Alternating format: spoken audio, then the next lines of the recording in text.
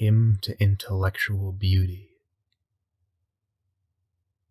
The awful shadow of some unseen power floats, though unseen, among us, visiting this various world with as inconstant wing as summer winds that creep from flower to flower, like moonbeams that behind some piny mountain shower. It visits with inconstant glance each human heart and countenance, like hues and harmonies of evening, like clouds in starlight widely spread, like memory of music fled, like aught that for its grace may be dear, and yet dearer for its mystery. Spirit of beauty, that dost consecrate with thine own hues all thou dost shine upon of human thought or form, where art thou gone? Why dost thou pass away and leave our state, this dim vast vale of tears, vacant and desolate? Ask why the sunlight not forever weaves rainbows o'er yon mountain river, why aught should fail and fade that once has shone, why fear and dream and death and birth cast on the daylight of this earth such gloom, why man has such a scope for love and hate, despondency and hope.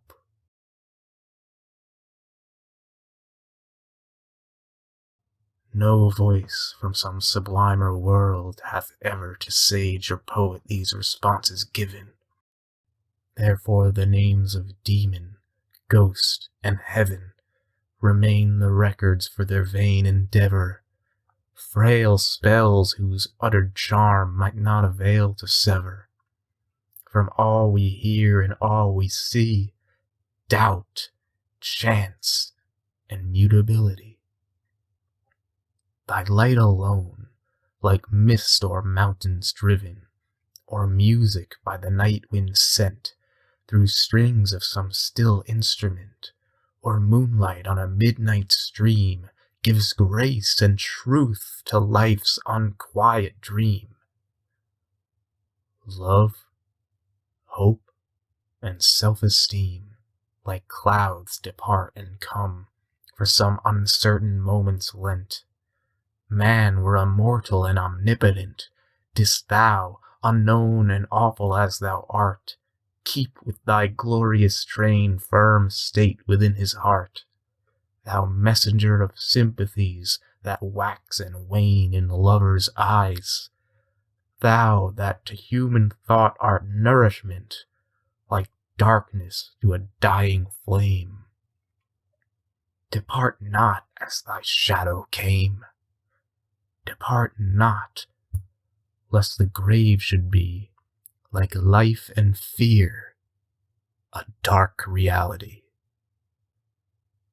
While yet a boy, I sought for ghosts, and sped through many a listening chamber, cave and ruin, and starlight wood, with fearful steps pursuing hopes of high talk with the departed dead.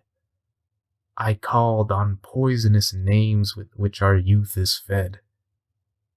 I was not heard, I saw them not.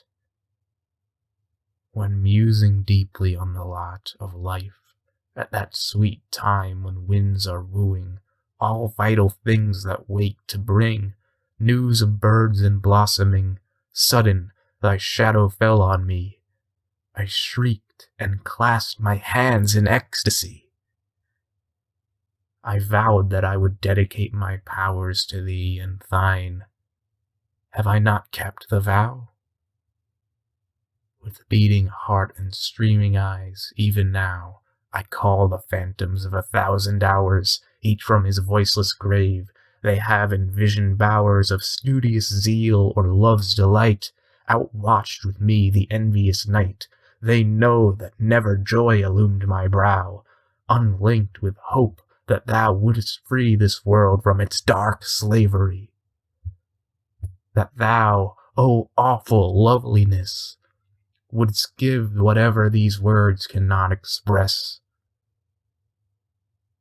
The day becomes more solemn and serene when noon is past. There is a harmony in autumn, and a luster in its sky, which through the summer is not heard or seen, as if it could not be, as if it had not been.